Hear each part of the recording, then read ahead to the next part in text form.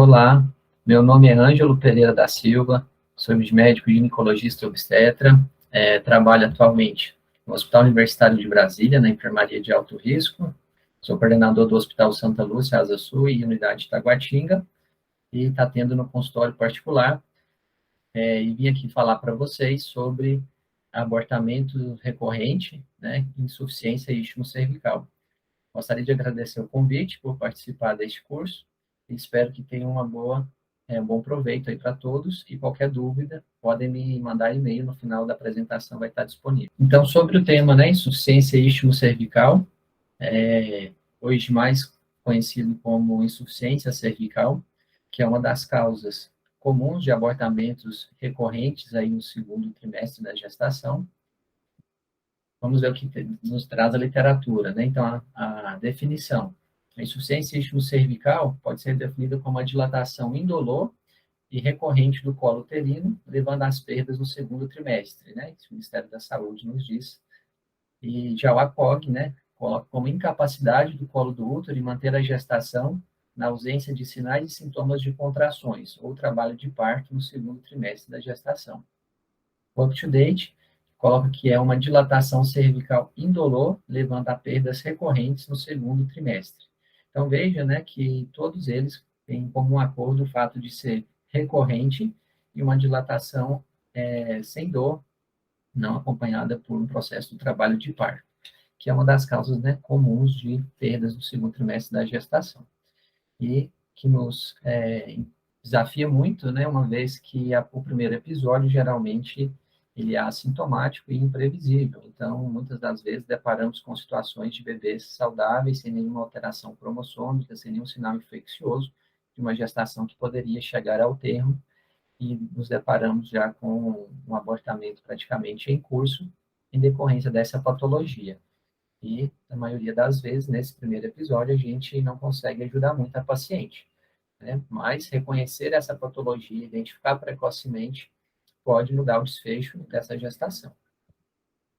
Então, qual é a fisiopatologia e os fatores de risco, né, para ficarmos atentos durante a avaliação do pré-natal? A fisiopatologia é praticamente o enfraquecimento do colo uterino, que pode ser secundário a algum trauma que esse colo já teve, seja um trauma obstétrico, seja um trauma ginecológico, ou alterações congênitas. Dentre os traumas no colo do útero, podemos citar aqui, nos obstétricos, laceração durante o parto, uso de fórceps ou até vácuo, né? Cesarianas de fetos muito baixos, período expulsivo prolongado, que vai ter aquela laceração no colo do útero. Já de antecedentes ginecológicos, seria dilatação do colo uterino para algum procedimento, como esteroscopia, dilatação e curetagem, e principalmente, né, o tratamento de neoplasia intraepitelial cervical. Então, uma conização, traquelectomia, então, que vai levar a esse enfraquecimento do colo do útero.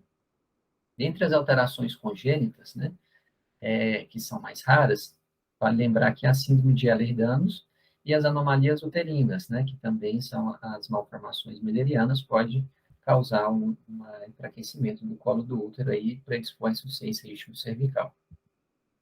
A maioria das pacientes, no primeiro episódio, como eu disse, são assintomáticas, então são aquela paciente que vai chegar na emergência, referindo, às vezes, sem sintoma nenhum, que foi encaminhada por um colega que foi fazer ali um exame ultrassom obstétrico do segundo trimestre, para avaliação da morfologia do colo, ou, eventualmente, o colega pede ultrassom obstétrico e o radiologista ele visualiza ali a bolsa protruindo pelo colo do útero e a paciente é então orientada a procurar a emergência. Na maioria das vezes é assintomática. Algumas pacientes podem perceber os sintomas, que são sintomas bem leves, que iniciam aí por volta das 14 a 20 semanas de gestação e podem estar presentes vários dias antes dela procurar a emergência, que seria uma pressão pélvica, contrações semelhante a Braxton Hicks, mas de menor intensidade, que não é esperada nessa idade gestacional, alteração na secreção vaginal, principalmente uma secreção mais serohemática, né, diferente aí do corrimento vaginal fisiológico na gestação. Então, temos que ficar muito atento para esses sintomas leves, porque às vezes eles vai nos dar o indício de pensar na insuficiência istmo-cervical numa paciente que é primigesta, né? Então, podendo aí nos dar a oportunidade de mudar o desfecho dessa gestação. Então, sempre valorizar a queixa da paciente. No início, né, da insuficiência istmo-cervical, se conseguirmos examinar essa paciente, pode ser que a gente não veja muitas alterações. Então, o colo do útero pode estar um pouco amolecido, mas ainda fechado, um apagamento praticamente mínimo, e você faz o exame físico com toque e não consegue detectar essa patologia. A paciente apresenta, né, com ausência de contrações, ou contrações fracas e infrequentes, e que se você solicitar ela fazer uma manobra de Valsalva, pode revelar ali a presença de membranas fetais aparecendo no orifício cervical externo. Já no exame de complementar, o exame de imagem, a ecografia transvaginal vai ser muito útil. Ela pode mostrar aí para nós um colo curto, né, menor do que 25 milímetros, abaixo de 24 semanas de gestação, e um colo já com afunilamento, com a presença de sludge no interior, que é um sinal de uma infecção intramniótica subclínica, né, que não vem aqui ao caso falar, mas que merece ser valorizada esse achado. E os exames laboratoriais na insuficiência cervical não complicada, não há alterações laboratoriais. A paciente não tem nenhum sintoma sistêmico, né? Ela não tem febre, então não vai ter alterações de leucocitose, com alteração de provas de inflamação, e pouco vai nos ajudar. Então, o diagnóstico ele pode ser baseado praticamente em 3 situações. A primeira é baseada na história obstétrica clássica, né? Então, que aquela paciente que ela chega na consulta de pré-natal já referindo ter tido 2 perdas, né? 2 abortos recorrentes, abortos tardios no segundo trimestre da gestação, ou parto prematuro extremo, aquele parto abaixo de 28 semanas, antes das 24 semanas, desculpa. E você vai, então, ela vai lhe contar esse dado e você já vai fazer o diagnóstico baseado no antecedente obstétrico dessa paciente. E com certeza, né, nessa situação, ela não vai ter ainda nenhum sintoma, já que ela está no início da gestação, e será feito, né, como adiante falar, uma cerclagem profilática para que não aconteça novamente essa perda. E se você examinar a paciente, provavelmente ela não terá uma dilatação cervical naquele momento, dessa consulta obstétrica inicial. Mas, né, na gestação anterior, ela tinha todos os achados aí de um apagamento cervical sem alteração de contração uterina. O diagnóstico também pode ser baseado na ecografia, combinação entre ecografia e história clínica. Então, não basta ter uma ecografia operada. Então, se você tem uma paciente que já teve uma perda gestacional de segundo trimestre, ou um parto prematuro abaixo de 28 semanas, e ela apresenta, ao longo dessa gestação, um colo curto, né, menos de 25 milímetros, você pode fazer, então, um diagnóstico ecográfico de insuficiência istmo-cervical com a paciente tendo apenas uma perda anterior. Ou, né, numa situação mais desafiadora, que é o que a gente pega no pronto-socorro, uma paciente que já chega com uma dilatação cervical avançada, com o colo do útero já apagado, e sem sinais de trabalho de parto, podendo ou não ter uma protrusão das membranas amnióticas. E se ela não tiver outro diagnóstico, né, como uma placenta prévia, placenta de inserção baixa, sinais de infecção urinária, uma cervicite, se ela não tiver uma condição que justifique essas alterações do colo, a gente pode fazer o diagnóstico, então, de insuficiência cervical baseado no exame físico.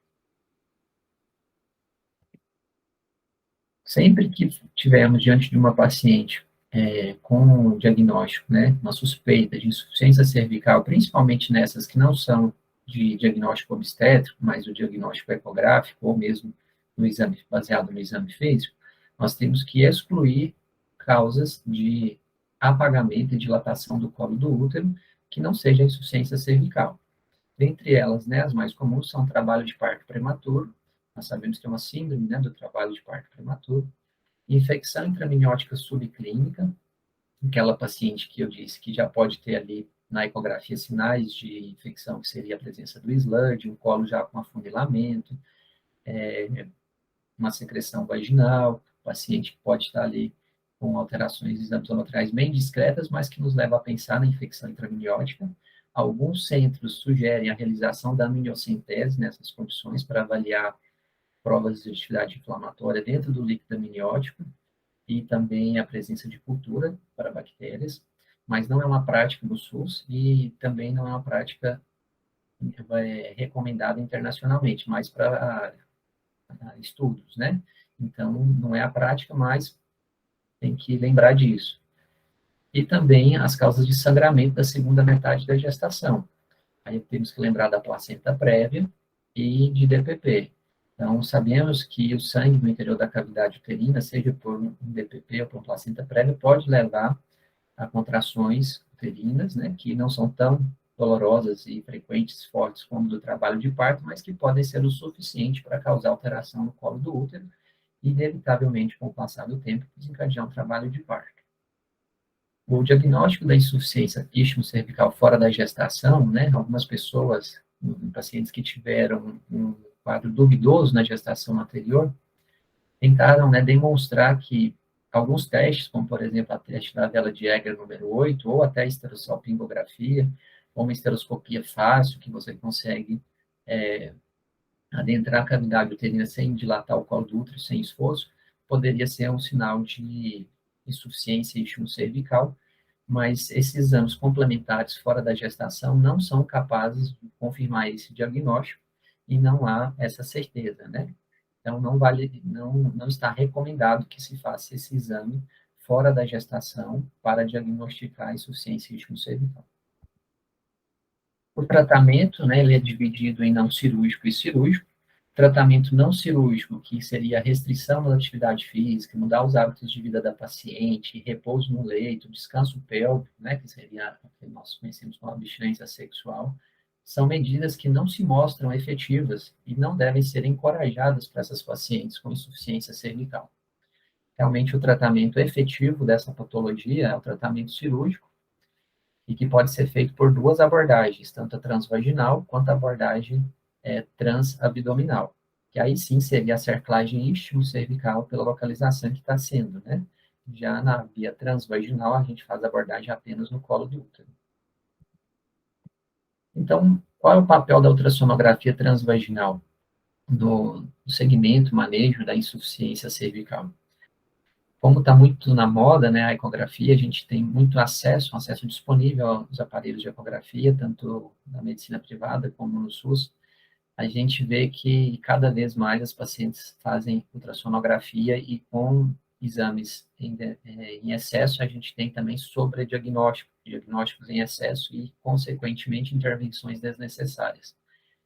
Então, vale a pena ressaltar que as pacientes que apresentam fator de risco para insuficiência cervical ou que apresentam uma história duvidosa, elas podem sim ser monitoradas de forma segura com ecografia transvaginal seriada no segundo trimestre, que não precisa você fazer a cerclagem profilática, né, ali com 12 semanas, na paciente com apenas uma perda, você pode apostar nesse segmento seriado e detectar essas alterações logo no início, e assim fazer uma cerclagem numa condição mais tranquila do que uma cerclagem de emergência, caso não tenha sido monitorada essa paciente, mas que você não vai perder o time de fazer essa abordagem cirúrgica se fizer esse monitoramento. Então, ultrassom transvaginal nessas pacientes que têm fator de risco prévio ou que têm uma história duvidosa de insuficiência cervical, se você faz o acompanhamento seriado do ultrassom a partir de 14 semanas, você consegue reduzir em 60% as realizações de cerclagens indicadas apenas pela história clínica de uma perda. Então, nós estaríamos aí poupando 60% das pacientes que fazem uma cerclagem de ter que fazer esse procedimento e submeter aos riscos inerentes ao procedimento, os riscos anestésicos, cirúrgicos e todo o desconforto, né, e as mudanças dos hábitos de vida dessa paciente com a cerclagem, que mesmo sabendo que não há benefício dessas mudanças nas pacientes, elas acabam ficando mais restritas, né, com medo de que aconteça uma nova perda. E pacientes que não têm nenhuma história de aborto tardio ou parto prematuro extremo, mas que apresentam pela ecografia um colo menor do que 25 milímetros, abaixo de 24 semanas, essas pacientes não devem receber o diagnóstico de insuficiência cervical e não devem realizar a cerclagem. Então, isso deve ficar claro, né? Essas pacientes podem, sim, usar a progesterona via vaginal com o diagnóstico de um colo curto e fazer um segmento, e aí sim, se nesse segmento o colo dela encurtar mais, às vezes a cerclagem pode ser uma opção, mas não no primeiro momento. Então, as indicações para a cerclagem cervical, as indicações de acordo com o diagnóstico, né? Então, nós temos um diagnóstico de insuficiência cervical dado pela história obstétrica, nós vamos fazer uma cerclagem indicada pela história clínica da paciente, que é chamada de cerclagem profilática, né, que é naquelas pacientes que têm uma ou mais perdas no segundo trimestre da gestação, uma perda indolor, uma dilatação cervical avançada na ausência de trabalho de parto, um descolamento de placenta, ou na paciente que tem uma cerclagem anterior, devido a uma dilatação cervical indolor no segundo trimestre, e teve um bom sucesso. Aí você vai fazer uma cerclagem profilática, a indicação pela história clínica. Temos a indicação da cerclagem pelo exame físico, que seria as pacientes que chegam com uma dilatação cervical avançada, já na emergência, sem nenhum sinal de trabalho de parto, indolor, no segundo trimestre, que é a chamada cerclagem de resgate ou emergência. E, por fim, a cerclagem indicada pela ecografia, que é justamente aquela paciente que tem uma história de parto prematuro anterior, com menos de 34 semanas, e que apresenta na gestação atual um colo curto menor do que 25 milímetros, antes de 24 semanas de gestação. Então, nós temos 3 possíveis diagnósticos, né, da insuficiência cervical e temos 3 tratamentos, 3 indicações de cerclagem de acordo com cada uma desse diagnóstico. E quais são as contraindicações à realização da cerclagem? Primeiro, o feto que está incompatível com a vida, não tem porquê, né, postergarmos a gestação de um feto inviável.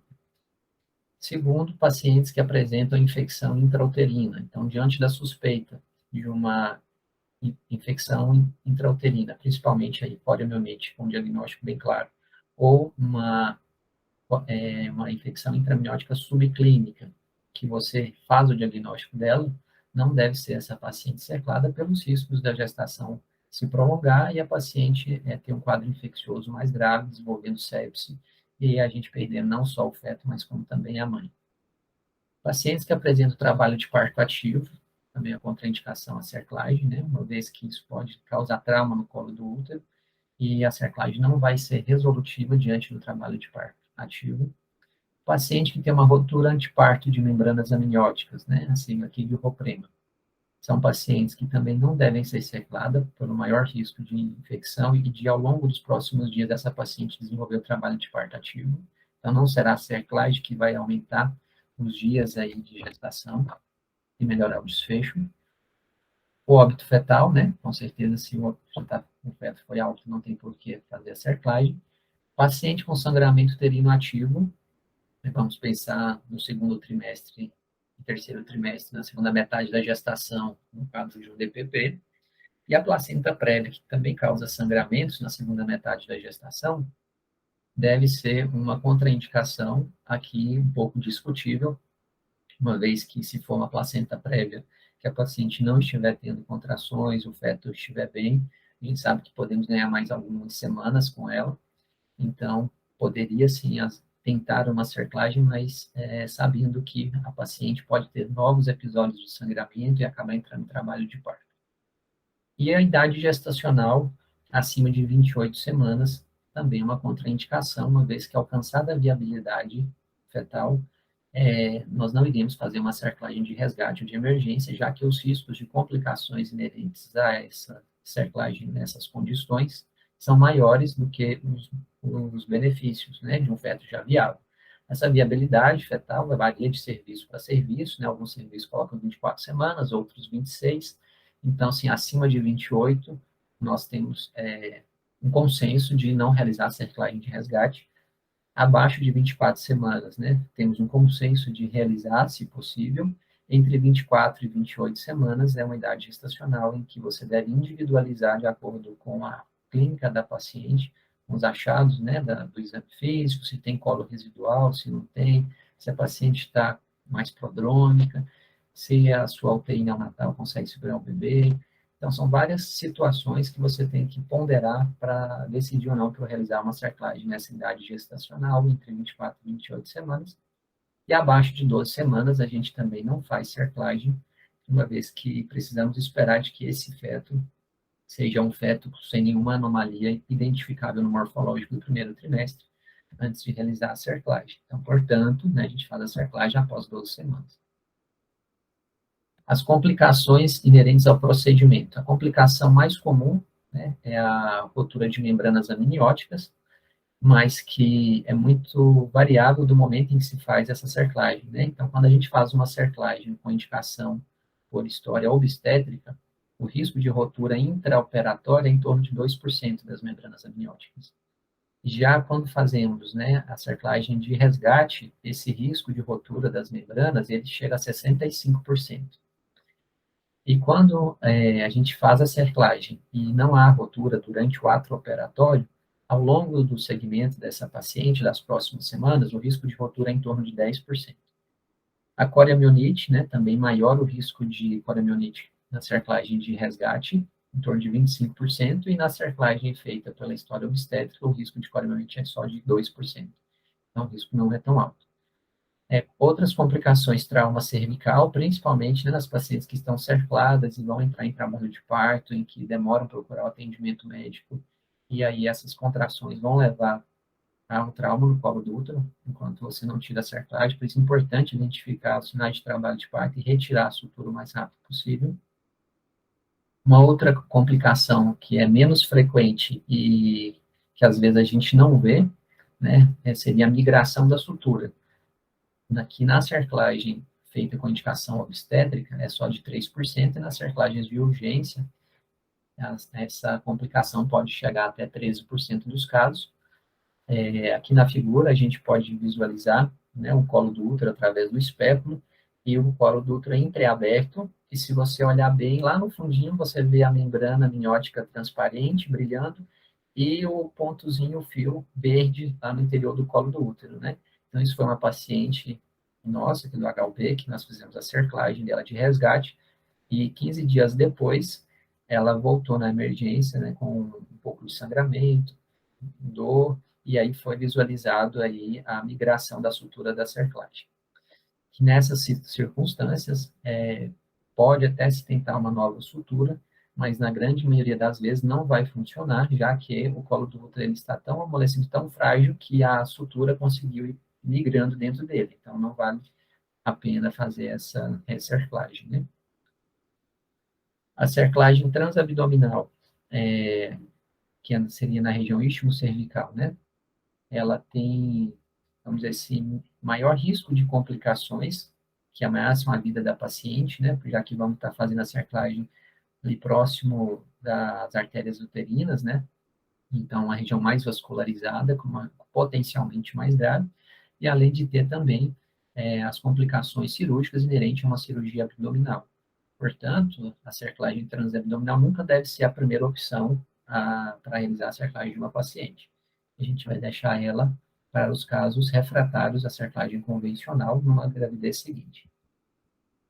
E os resultados? Eu acho que isso é muito importante a gente saber, uma vez que a paciente, ela ouve muito nós falarmos dos riscos, né, o risco da rotura de parto de membranas, o risco de infecção intraminiótica, o risco da hemorragia, mas a gente fala pouco sobre os resultados, sobre os benefícios, né, e principalmente em números, a gente tem dificuldade de falar em números.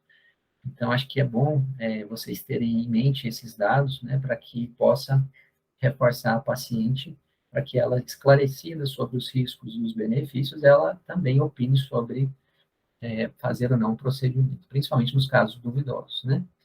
Então, a cerclagem com indicação de história obstétrica, nós temos que a taxa de nascido vivo varia de 70% a 90% quando você faz a cerclagem profilática ali por volta de 12 a 14 semanas. Enquanto que as pacientes que têm uma história clássica de insuficiência cervical e elas não realizam essa cerclagem, a taxa de nascido vivo cai para de 10% a 30%. Então, nós temos aqui um aumento de praticamente 3 vezes, né, da taxa de sucesso com o procedimento. Já na cerclagem de resgate, né, a gente tem um aumento da sobrevida neonatal aí de 71% quando você faz a cerclagem, uma paciente com diagnóstico de insuficiência cervical pelo exame físico, comparado a uma taxa de sucesso de 43% de sobrevida, quando você faz apenas manejo expectante e acha que não é possível fazer a cerclagem. E, nesses casos, o intervalo entre o diagnóstico e o parto, quando se faz a cerclagem, é de 57 dias, e quando você mantém o manejo expectante, o intervalo aí do diagnóstico da insuficiência cervical até o parto, 19 dias. Idade gestacional média do parto com cerclagem de emergência, 30 semanas, e sem a cerclagem de emergência, 25 semanas. Então, veja que a cerclagem de resgate, por mais que não ganhamos muitas semanas, a gente tira o feto, né, de uma situação de prematuro extremo, em que o prognóstico é bem mais reservado, com maiores complicações neonatais, caso o bebê sobreviva, a gente consegue levar esse feto a uma idade gestacional em que ele vai ficar menos dias na UTI, vai ter menos comorbidades relacionadas à prematuridade e um prognóstico melhor, né? Então, vale sim a pena fazer a cerclagem de resgate.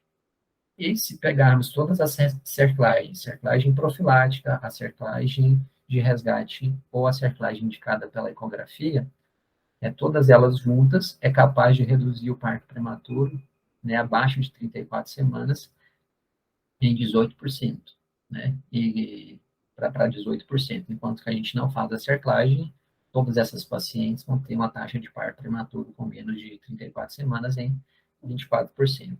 Esses dados, né, são dados americanos do UpToDate, não temos esses dados para a realidade brasileira, mas podemos aí ver a eficácia do procedimento e ver que vale a pena insistir. Antes de fazer a cerclagem, temos que tomar alguns cuidados, né? Então, uma avaliação pré-operatória adequada sempre é importante. Precisamos confirmar, né, a vitalidade fetal, verificar a idade gestacional que a paciente está, né, para ver se não tem aquelas contraindicações da realização da cerclagem, e avaliação da morfologia. Precisamos ainda avaliar se tem algum sinal de infecção, né? Então, rastreio para infecção urinária, embora seja rotineiramente feitos por todos, né? A evidência de que seja necessária é fraca, mas por ser um exame de baixo custo e disponível, a gente acaba fazendo, né? Nós temos o hábito de colocar a culpa tudo em infecção urinária, a gente sempre acha que infecção urinária é a causa de todos os nossos males, né?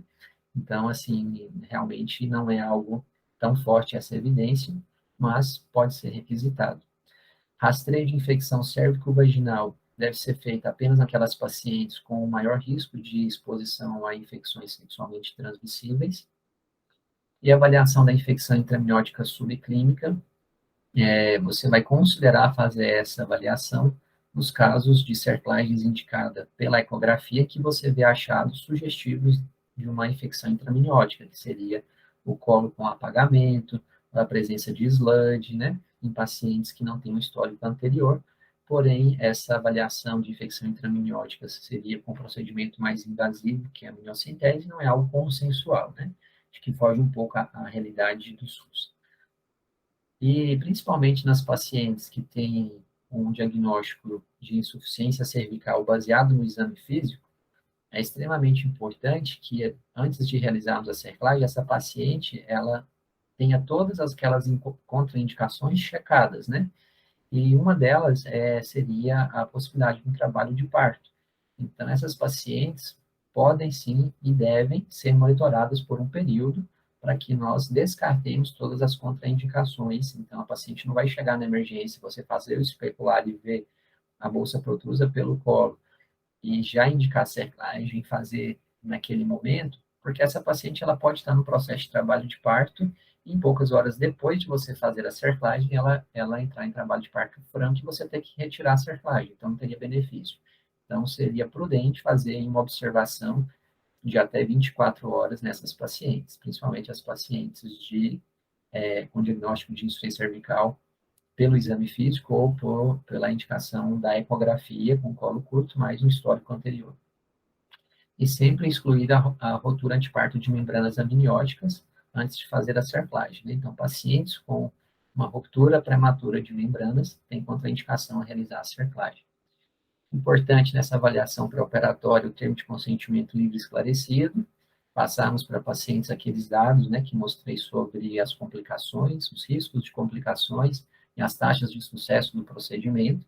Lembrando aqui que não é necessário fazer imunoprofilaxia anti-RH, uma vez que a gente vai estar mexendo apenas no colo do útero da paciente, que ali não há comunicação dos vasos fetais com os maternos, então não tem necessidade de fazer imunoprofilaxia anti-RH.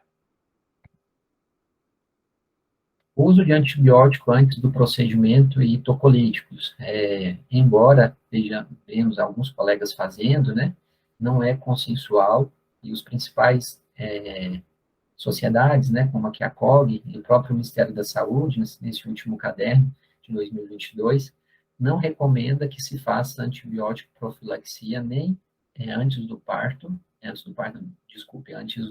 procedimento da cerclagem, e nem uso de tocolítico antes ou após a cerclagem, porque não tem evidências mostrando benefício. Já o UpToDate, ele recomenda que, nos casos de cerclagem de resgate, né, aquela paciente que chegou com a bolsa protrusa, com o colo bem dilatado, com apagamento, que poderia sim ter benefício de fazer um antibiótico de amplo espectro, né, ele coloca lá cefazolina, de 1 grama ou 2 gramas se o paciente tiver mais de 100 quilos, antes do procedimento, e repetir com 8 horas e 16 horas após, e além do antibiótico, usar como tocolítico a indometacina. Né? Então, assim, isso é algo para especificamente as cerclagens de resgate e é algo recomendado pelo UpToDate, então, assim, não que seja recomendado pelo nosso órgão maior, que é o Ministério da Saúde, ou a FEBRASO, e nem pela COG. Mas, né, nessas situações fica aí a brecha para fazer ou não, a depender da paciente que você está atendendo. Em relação à anestesia, para fazer a cerclagem, pode ser tanto um bloqueio, ou uma anestesia, uma sedação ou geral. Lógico que a gente sempre prefere o bloqueio, tem maior segurança, né, menor risco de complicações, e também vai nos dar maior relaxamento ali da musculatura do assoalho pélvico e, consequentemente, um campo maior para poder fazer o procedimento. Pedir a paciente para esvaziar a bexiga, né, mas não é necessário fazer a sondagem vesical de demora, fazer o preparo do canal vaginal com uma solução salina ou antisséptica, né, geralmente usamos a clorexidina aquosa, e o objetivo da cerclagem em si é reforçar o colo do útero o mais perto possível do orifício cervical interno, né? Então, a gente precisa fazer o ponto mais próximo do orifício cervical interno. Isso é o que vai garantir que essa cerclagem seja efetiva, que nós vamos ter um bom resultado, que seria um parto por pelo menos acima de 34 semanas de gestação. Alongar o colo do útero acaba sendo um benefício secundário, que pode, né, por alongar o colo do útero, diminuir o risco de uma infecção ascendente, consequentemente uma rotura antiparto de membranas, mas não é o principal intuito. Idealmente, né, é um consenso de especialistas que, quando faça a cerclagem, que o colo residual, ou seja, do orifício da membrana amniótica até o orifício cervical externo, que a gente tenha pelo menos 20 milímetros de colo. As técnicas que temos são transvaginal de McDonald e de Shirodka e as suas variações. Não tem diferença na revisão da literatura sobre os resultados gestacionais com uma ou com outra técnica, e acaba sendo uma preferência do cirurgião decidir por qual técnica utilizar. E lembrando, né, que a cerclagem transabdominal seria uma cerclagem reservada aos casos de falha de uma cerclagem na gestação anterior por via transvaginal. Então, aquela paciente que tinha uma história característica de insuficiência cervical nas gestações anteriores, foi cerclada, mas mesmo assim teve um parto abaixo de 34 semanas de gestação. Quando ela engravidar novamente, aí você pode indicar a cerclagem por via transabdominal. Ou uma situação, né, que é mais rara, que seria as pacientes com impossibilidade anatômica de fazer o procedimento cirúrgico, principalmente aquelas pacientes que tiveram tratamento de câncer de colo de útero, né, como traqueolectomia, e aí não tem como se fechar o colo do útero dela, tem que fazer a sutura ao nível do istmo, aí seria por via transabdominal.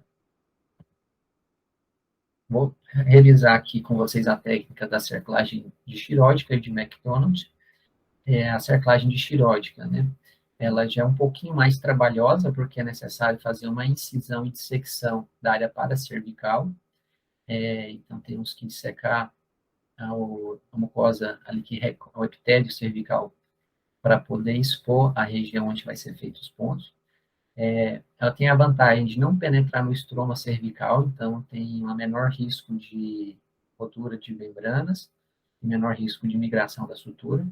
O fio utilizado é um fio inabsorvível, uma agulha traumática, e depois que você faz a sutura, você ainda tem a necessidade de fazer a reaproximação do epitélio, aí você pode usar um fio absorvível, como catibul cromado, para fazer a hemostasia dessa região que fica sangrante. E tem a vantagem, né, para algumas pessoas, de que ela pode ser deixada in situ e ser utilizada em gestação futura, né, no caso daquelas pacientes que vão optar ou que tem uma programação, uma indicação de parto cesariana. Porém, tem a desvantagem de ser necessário retirar em centro cirúrgico, dá para tirar no consultório. Então, na técnica de xiródica, você vai pinçar, né, o lábio anterior do colo do útero e o posterior, ou faz uma única pinça, seja uma pinça atraumática aqui, no coração, por exemplo, ou até o próprio POSI, e vai fazer, após instilação de soro, em torno de 20 ml aqui na região do colo anterior e posterior, próximo do fundo de saco, você faz a dissecção e rebate anteriormente a bexiga e posteriormente o reto e vai expor as regiões laterais do colo do útero, que você pinça aqui com o Alice, por exemplo, que é na região que está os ramos paracervicais da artéria uterina, né? Para não pegar esses vasos. Aí vai passar embaixo, então, do epitélio, do colo do útero de um lado, e você vai fazer o mesmo procedimento do outro lado, e com um único fio você vai fazer a volta ao redor do colo do útero e amarrar anteriormente ou posteriormente. Tendo amarrado, você vai cortar e vai recobrir, fechar esse epitélio que foi aberto com uma sutura absorvida. Então, essa seria a técnica de xiródica, né? Então, ela é um pouco mais trabalhosa. Então, veja que a linha de sutura, ó, ela não passa, não penetra no canal endocervical, ela fica bem superficial. Então, aqui diminui o risco de rotura de membrana e de migração da sutura. O fio, né, utilizado na cerclagem aqui seria um poliéster, com um exemplo aqui, o mercilene, de preferência com agulha cilíndrica, a traumática. Já a cerclagem de McDonald, que é a mais utilizada, nós aqui no HUB usamos essa técnica já há bastante tempo, e todas as nossas cerclagens são praticamente com a técnica de McDonald. A gente faz uma sutura em bolsa em toda a circunferência do colo do útero. Também tentamos colocar essa sutura mais próximo do orifício cervical interno. Utilizamos um fio também não absorvível, né? Pode ser monofilamentar ou trançado, no mínimo número 1 ou 2. Temos disponível aqui o poliéster 2, eu acho que em toda o SUS aqui a gente tem o poliéster 2, então que é um fio trançado, sintético, não absorvível. E você pode fazer de 4 a 6 passadas, vai depender do tamanho desse colo do útero, com a distância de 1 centímetro entre elas. E na técnica de McDonald's, a gente acaba penetrando o estroma cervical, né? Então, você tem que penetrar ele, mas não pode penetrar muito para não adentrar o canal. Então, tem que ficar aí no meio termo. Não ser muito superficial, nem ser muito profundo. Após a realização da cerclagem, o ultrassom intraoperatório pode ajudar para você ver a localização da cerclagem, se ficou próximo do orifício cervical interno, se for muito distante. E se não tiver ficado na posição adequada, você pode fazer uma segunda linha de sutura. Geralmente 5 centímetros, 5 milímetros acima da primeira. E a cerclagem de McDonald's tem a vantagem de poder ser retirada no consultório. Então, aquela paciente que vai ter um planejamento de parto normal, quando ela está aí por volta de 36, 37 semanas, você pode retirar no consultório, o paciente vai para casa e vai esperar entrar em trabalho de parto. Então, o fio que nós usamos, né, o poliéster 2, pode ser até o 5, mas no mínimo 2, e você então vai expor o colo do útero, aqui pegou uma pinça coração, né, o lábio anterior e posterior do colo. É importante aqui a presença do auxiliar para ter uma boa exposição do campo. A gente começa com a incisão próximo das 12 horas, então faz a incisão que ela seja profunda o suficiente para chegar no meio do estroma, a gente pode olhar aqui por onde está passando a linha de sutura, mas não pode ser muito profunda para pegar o canal da cervical. E a gente sai, faz uma passada, foge dos ramos paracervicais das artérias uterinas, e depois cerca de 1 centímetro após a primeira, a gente faz a segunda passada, uma terceira passada, aqui uma quarta passada e aqui uma quinta passada, né? Lembrando aqui de fugir das ramos dos vasos cervicais.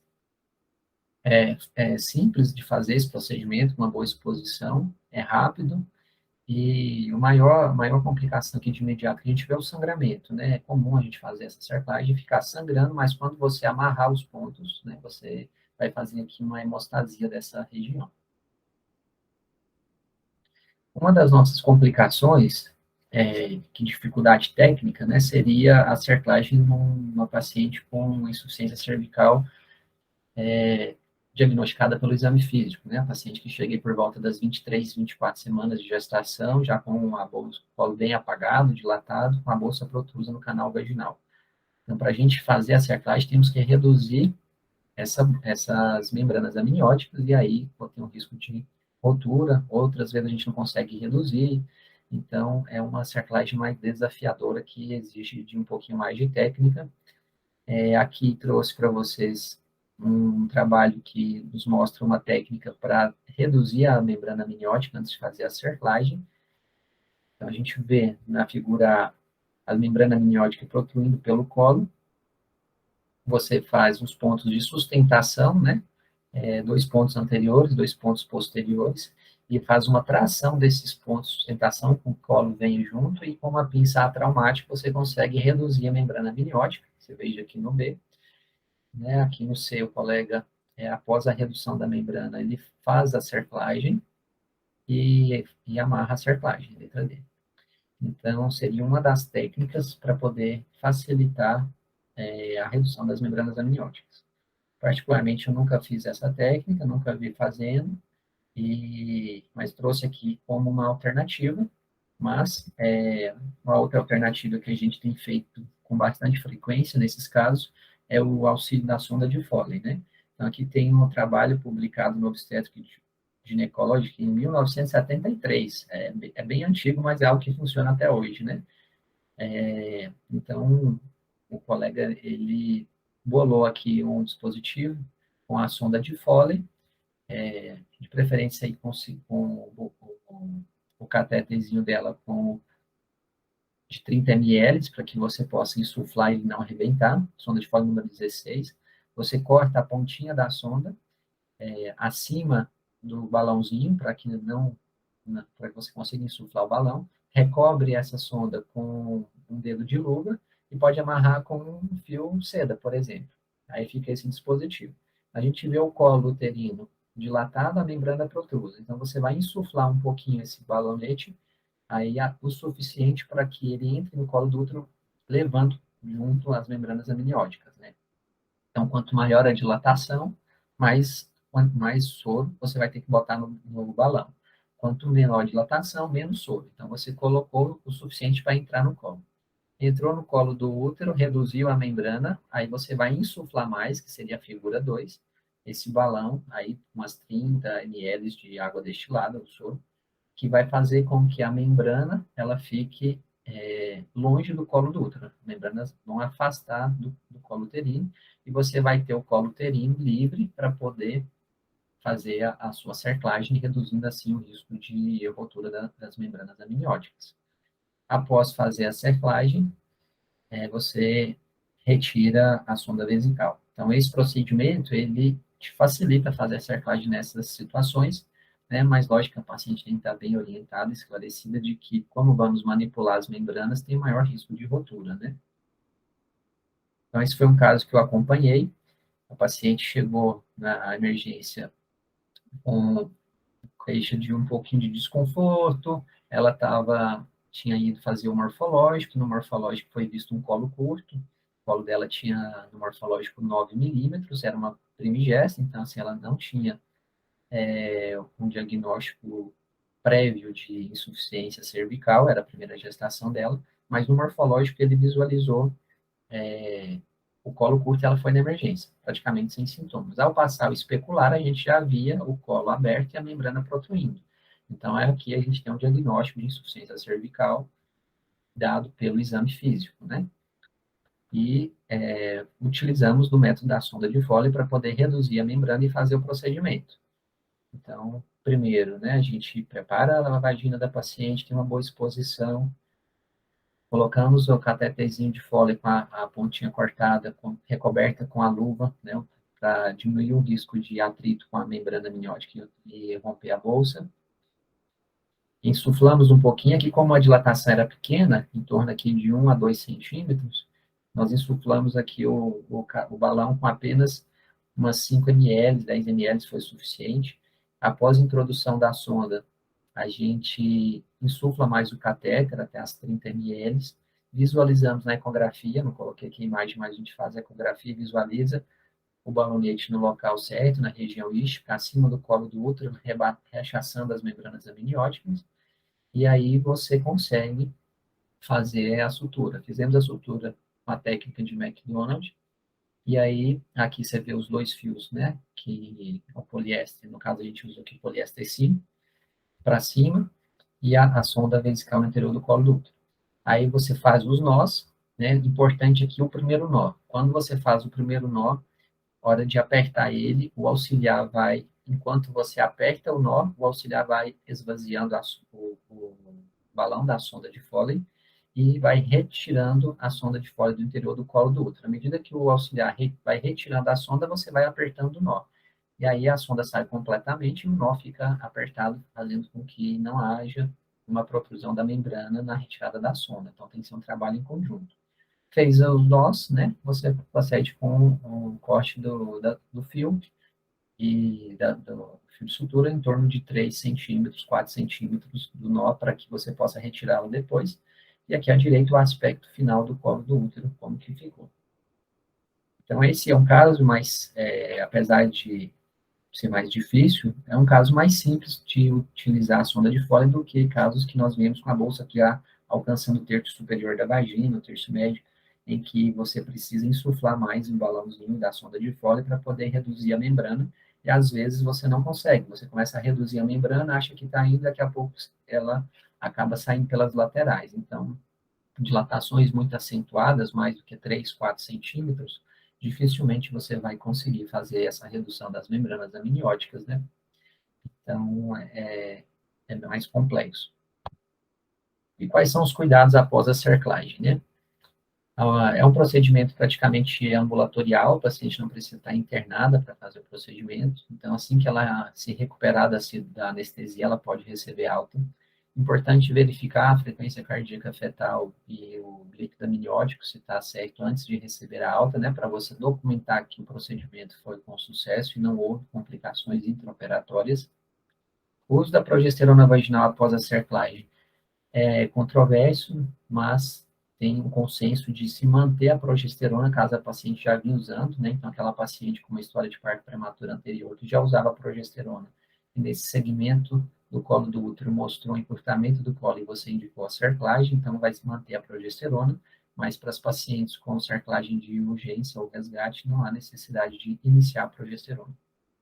Sintomas comuns para você orientar a paciente após a cerclagem seria o SPOT, né, cólicas leves, às vezes disúria, até pelo próprio manuseio ali da região vaginal pode causar isso, e comum também ter irritabilidade uterina, a paciente vai ter contrações mais frequentes, mesmo que não sejam tão dolorosas ou intensas o suficiente para entrar em trabalho de parto, mas o paciente pode ter, e o corrimento vaginal que fica mais abundante com a presença do corpo estranho, que é o fio de sutura no colo do útero. Então, a gente tem que orientar ela que isso é comum, mas temos também que orientar o que não é comum e que exige que ela retorne para uma reavaliação, que seriam sinais de alarme, né? Seria a perda de líquido amniótico, então, se por acaso o paciente romper a bolsa, deve procurar emergência para ser avaliada, sangramento vaginal moderado a intenso, vermelho vivo, ou sinais de trabalho de parto. Então, não é necessário que a paciente mantenha repouso ou que ela tenha mudança nos hábitos de vida após a cerclagem indicada pela história obstétrica. É comum no dia a dia a gente mandar a paciente a abster-se de atividade física, não ir trabalhar, de não ter relação sexual, de fazer repouso, não pegar peso, mas essas medidas não são comprovadamente eficazes em melhorar o prognóstico após a cerclagem. Então, as pacientes podem manter um estilo de vida e atividade do dia a dia praticamente igual era antes da cerclagem, lembrando aqui só da abstinência sexual por uma semana, isso é consensual, e que após esse período ela pode ter relação sexual, mas com uso de preservativo, uma vez que o sêmen pode conter prostaglandina e isso ser um estímulo para ter trabalho de parto prematuro. Já na cerclagem de resgate, ou naquela cerclagem indicada pela ecografia, nós somos um pouco mais conservadores, né, e acabamos limitando mais a atividade física da paciente, restringindo, então, as atividades dela para coisas mais simples, evitar os excessos e também evitar o coito, até que a paciente atinja uma idade gestacional mais favorável, ali por volta das 34 semanas. Depois de 34 semanas, aí a gente consegue já ir liberando ela para fazer outras coisas.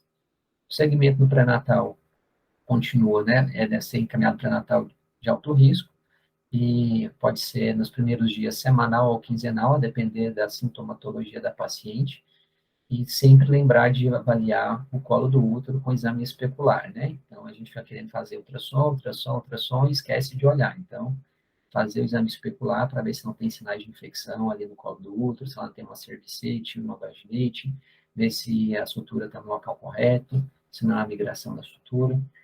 E o ultrassom transvaginal, apesar de não ser recomendado, nenhum dos guidelines recomenda segmento com ultrassom transvaginal seriado após a cerclagem, ele pode ser útil naqueles casos em que você detecta alterações no colo do útero que sugere que o parto vai acontecer nas próximas semanas, e aí sim você pode fazer algumas medidas auxiliares, como, por exemplo, a prescrição de corticoide nas pacientes abaixo aí de 34 semanas.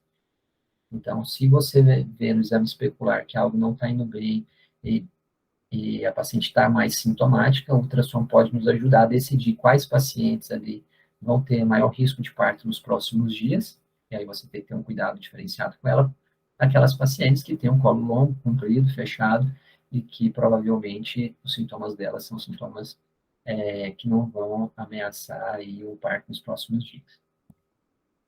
A remoção da cerclagem, né, deve ser feita ali entre 36 e 37 semanas nas gestações das pacientes que querem ter um parto vaginal. Das pacientes que têm programação de cesariana, você pode deixar para tirar a cerclagem após a cesariana, ainda com a paciente no centro cirúrgico e anestesiada.